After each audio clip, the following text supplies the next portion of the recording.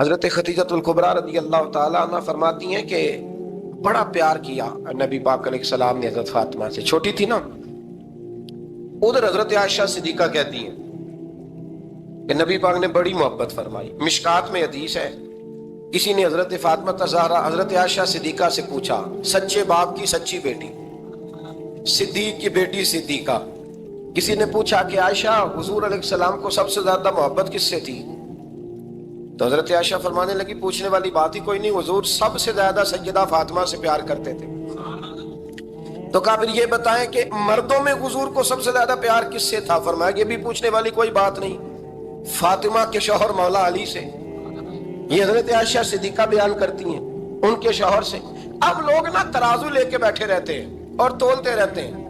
بھی سید فیض الحسن شاہ صاحب آلو مہاروی رحمت اللہ علیہ، ان کے پاس بھی ایک بندہ چلا گیا تو اس نے کہا جی بتائیں حضرت عائشہ افضل ہے کہ حضرت فاطمہ؟ تو آپ فرمانے لگے تجھے یہ سوال ہی نہیں کرنا چاہیے تھا، اس لیے کہ تیرے اور میرے پاس کوئی ترازو موجود ہے۔ اس نے کہا جی نہیں آپ بتائیں، بتانا پڑے گا۔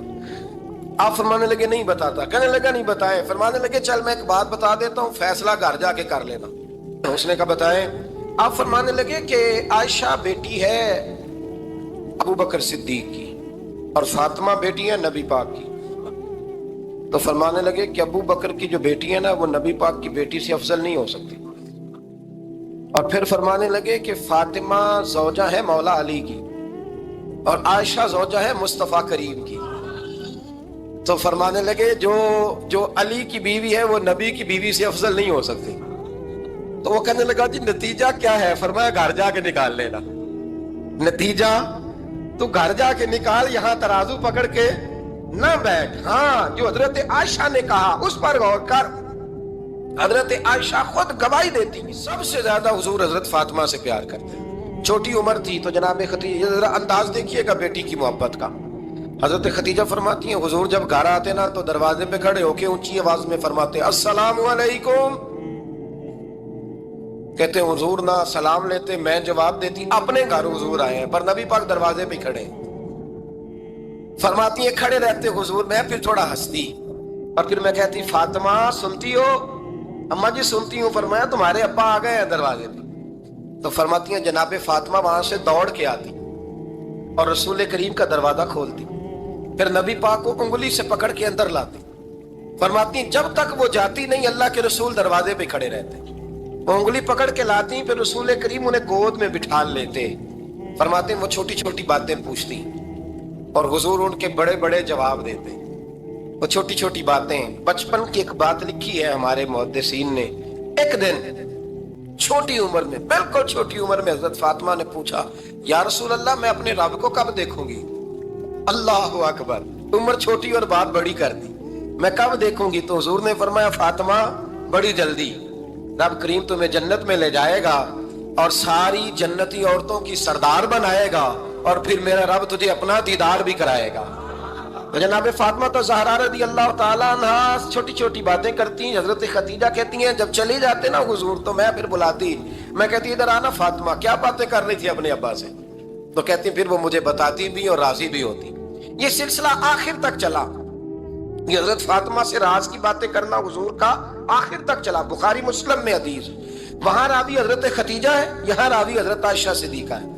جناب عائشہ صدیقہ کہتی ہیں حضور کے وصال ظاہری سے کچھ دن پہلے خود نبی کریم علیہ السلام نے حضرت فاطمہ زہرا کو بلایا، اور جب وہ آئیں تو کہتی ہیں ان کو میں نے آتے دیکھا تو میں نے پھر حضور کو ان کے استقبال کے لیے کھڑے ہوتے بھی دیکھا، پھر حضور نے ان کا ماتھا چوما، جہاں بیٹھے تھے وہاں بٹھایا، پہلو میں بیٹھ گئے اور فرماتے ہیں پھر باپ بیٹی باتیں کرنے لگے۔ میں کوئی چیز بنا رہی تھی تو جناب عائشہ کہتی ہے میں نے دیکھا کہ حضور نے ان کے کان میں کوئی بات کہی تو جناب فاطمہ رونے لگ گئی۔ پھر حضور نے کان میں کچھ کہا تو وہ مسکرانے لگی۔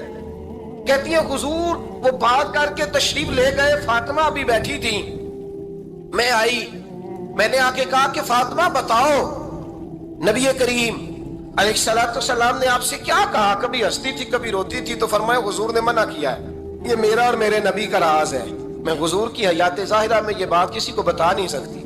فرماتی ہیں کہ فاطمہ سے تو میں نے پوچھ لیا پر حضور سے پوچھنے کی تو ضرورت ہی نہیں تھی نا، لیکن وہ راز کی بات تھی۔ کچھ دن گزرے تو حضور بیمار ہو گئے، پھر کچھ دن گزرے تو حضور کا وصال ہو گیا. فرماتے ہیں کچھ عرصے کے بعد میں سیدہ فاطمہ الزہرا سے ملی تو میں نے کہا فاطمہ وہ بھید کھول تو دے, آج تو کھول دے وہ راز کیا تھا. آپ کو بلایا گیا, پھر آپ آئیں, پھر حضور نے بات کی, پھر نبی کریم علیہ السلام کے بات کرنے پر کبھی آپ روئیں کبھی آپ ہنسی, تو یہ کیا تھا؟ تو کہتی ہے جناب فاطمہ پھر رونے لگی, کہنے لگی ہاں اماں جی اب میں پردہ کھول دیتی ہوں, اب میں راز بتا دیتی ہوں. حضور کا وصال ظاہری ہو گیا. فرمانے لگی مجھے حضور نے بلایا اور میرے کان میں فرمانے لگے فاطمہ وقت تھوڑا رہ گیا ہے, اب تیرے والد نے جانے کا پروگرام بنا لیا ہے, اب نہ ٹائم آ گیا ہے بچھڑنے کا. فرماتی ہیں جب میں نے یہ بات سنی تو میں رو پڑی, حضور آپ بچھڑ جائیں گے؟ کہتی ہے میں روئی. ذرا حدیث کے جملوں پہ غور کرنا. ماتی تھوڑی دیر گزری تو حضور نے میرے کان میں کہا فاطمہ پتر رو نا, بیٹے رو نا, میرے جانے کے بعد جو سب سے پہلے میرے پیچھے آ کے مجھے ملے گی نا بیٹی وہ تو ہی ہوگی. اللہ کرے میں سمجھا سکوں آپ کو بات. جب کہا نا کہ میں وصال کروں گا تو رو پڑی, اور جو کہا نا میرے بعد تیرا بھی جلدی وصال ہو جائے گا, تو حضرت فاطمہ نے ہنسنا شروع کر دیا. کیا پیار ہے میرے محبوب علیہ السلام کے ساتھ جناب فاطمہ کا. ان کے وصال کی خبر سنی تو رو پڑی, اور اپنے کی سنی تو ہنس پڑی.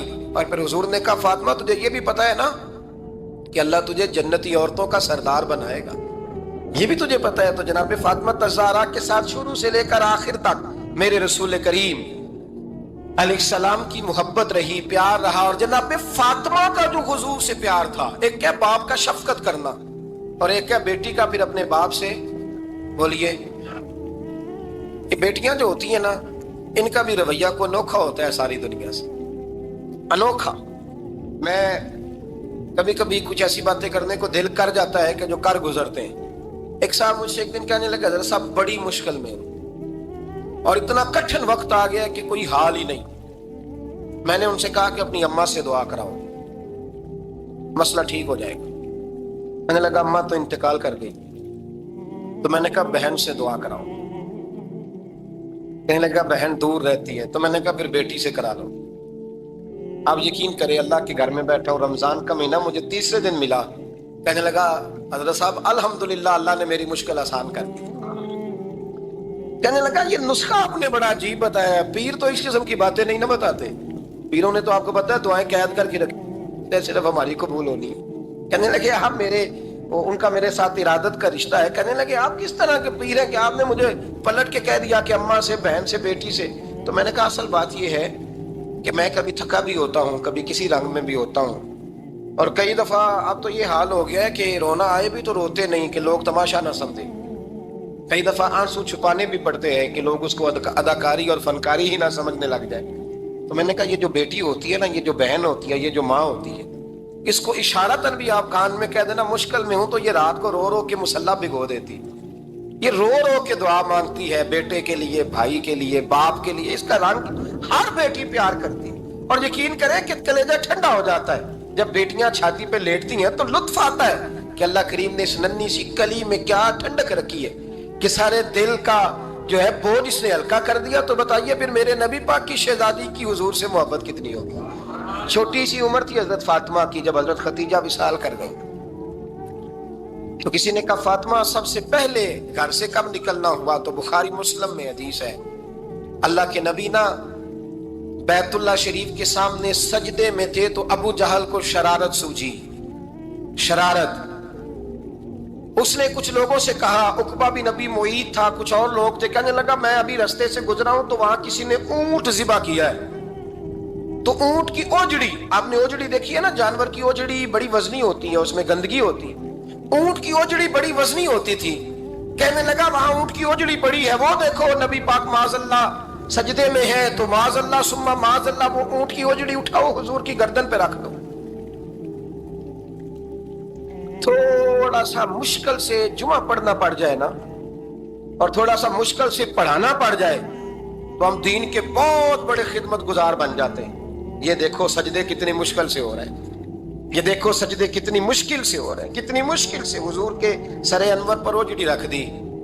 یہ وہ وقت ہے کہ نہ تو چچا ابو طالب ہیں جو پہنچ جاتے, نہ جناب خدیجہ ہیں جو بندوبست کرتی, تو کسی نے نا جناب ختیجہ کے دروازے کے سامنے منہ کر کے کہا کہ محبوب کے گھر والوں حضور کے سر اقدس پر اوجڑی رکھ دی ہے کسی، اور حضور سر اقدس اٹھاتے ہیں تو تکلیف محسوس کرتے ہیں۔ جناب فاطمہ کہتی پہلا دیہڑا تھا جب میں چہرے پہ کپڑا ڈال کے نا تو اپنے بابا کے لیے نکلی، فرماتی پہلا دن تھا، میں حرم کعبہ میں پہنچی، حضور کو سجدے میں دیکھا تو چھوٹے چھوٹے ہاتھوں سے میں نے اوجڑی نیچے گرائی، حضور بولے کچھ نہیں، نہ میں نے کوئی بات کی، میں نے حضور کی انگلی کو تھاما اور میں کنویں پہ لے آئی، حضور بھی نہیں بولے، جناب سیدہ فرماتی میں بھی نہیں بولی، حضور بیٹھ گئے اور میں کنویں سے پانی نکالنے لگی، میں حضور کی زلفیں دھوتی جاتی اور حضور روتے جاتے، زلفیں دھوتی جاتی اور حضور روتے جاتے۔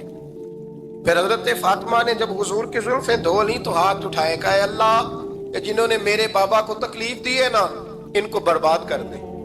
میں رات روایت پڑھ رہا تھا مشکات سے تو میں حیران ہو رہا تھا کہ یہ عجیب منظر ہے، یہ عجیب منظر ہے کہ جب طائف والے پتھر مارے اور نبی کریم علیہ السلام سے حضرت زید بن حارثہ کہ حضور دعا کریں یہ تباہ ہو جائے، تو نبی پاک کہ نہیں زید میں نے نہیں ان کے لیے تباہی کی دعا کرنی، یہ نہیں ٹھیک ہوتے تو ہو سکتا ہے ان کی نسلیں ٹھیک ہو جائیں۔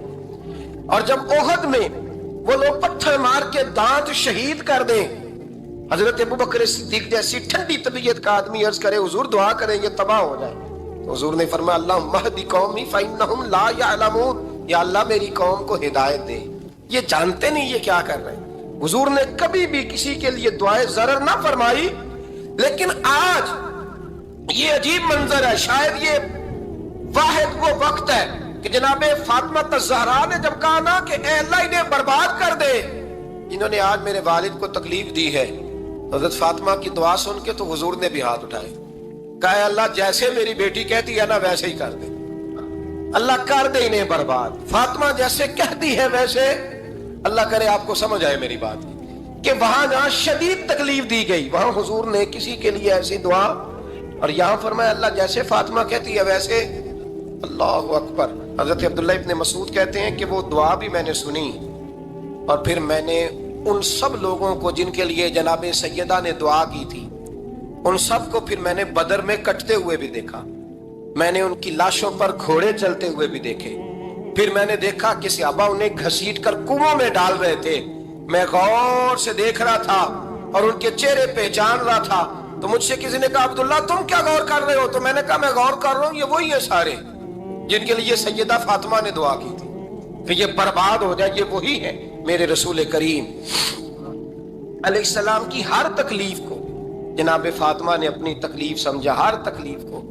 جب انسان کے دائیں بائیں کچھ لوگ ہوتے ہیں نا اس کے دکھ بھی سمجھنے والے، سکھ سمجھنے والے لوگوں کی تعداد لمبی چوڑی ہوتی ہے۔ ہمارے زمانے میں ہمارے ہر آدمی کے ساتھ ذاتی مطالبات ہیں، ذاتی، تو جب تک وہ میرا مطالبہ پورا کرتا رہتا ہے میرا اس سے پیار رہتا ہے، اور جب وہ میری خواہشات پوری کرنی چھوڑ دیتا ہے پھر میرا اس سے کوئی رشتہ نہیں رہتا۔ میرے عزیز حضرت فاطمہ الزہرا کا کمال یہ ہے کہ انہوں نے میرے محبوب کا دکھوں میں ساتھ دیا، حضور کی تکلیف پر وہ تکلیف میں آتی، پریشان ہوتی۔ یہاں سے بات چلی 4-5 سال عمر مبارک تھی، حضرت فاطمہ کی کل عمر 29 سال ہوئی ہے۔ حضور کی عادت مبارکہ تھی جب سفر پہ تشریف لے جاتے تھے تو سب سے آخر میں سیدہ فاطمہ کے گھر جاتے، واپس آتے تو سب سے پہلے سیدہ فاطمہ کے گھر جاتے۔ مولا علی کہتے ہیں ایک دن میں نے عجیب نظارہ دیکھا، نبی کریم علیہ السلام سفر سے واپس آنے والے تھے، میں نے حضرت فاطمہ کو اطلاع دی کہ حضور آج پہنچ جائیں گے، تو انہوں نے گھر سارا صاف کیا، سجایا، سوارا، کھانا پکایا، لیکن فرماتی ہیں جیسے ہی حضور اندر داخل ہوئے نا گھر کے، جناب فاطمہ نے حضور کا چہرہ دیکھا تو ہاتھ پکڑ کے چومنے لگی، اور کہتے ہیں جب انہوں نے سر اٹھایا تو ان کا چہرہ سارا آنسوؤں سے بھرا ہوا تھا۔ رسول کریم نے بیٹی کے سر پہ ہاتھ رکھا، بٹھا لیا، فرمایا فاطمہ بیٹے رونے والی تو بات کوئی نہیں تھی، کیوں رو پڑی ہو؟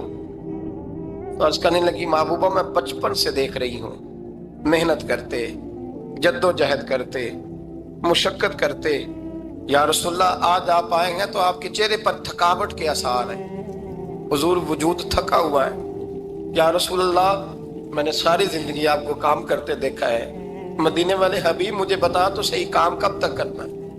کوئی وقت آئے گا جب آپ کی کمر بھی بستر سے لگے، کوئی ٹائم آئے گا آپ گھر میں بیٹھیں من پسند غذائیں کھائیں، حضور کب تک یہ جد و جہد کرنی ہے، کب تک یہ کام ہوگا؟ जनाब फातिमा फरमाती हुजूर ने मेरे आंसू पूछे। मौला कायनात शेर खुदा फरमाते नबी करीम अलैहिस्सलाम फरमाने लगे फातिमा तेरे बाप की ड्यूटियां बड़ी ज्यादा है, जब तक दुनिया के आखिरी कोने तक दीन नहीं पहुंच जाता और जब तक ईंटें और पत्थर भी मेरे दीन का पैगाम सुन नहीं लेते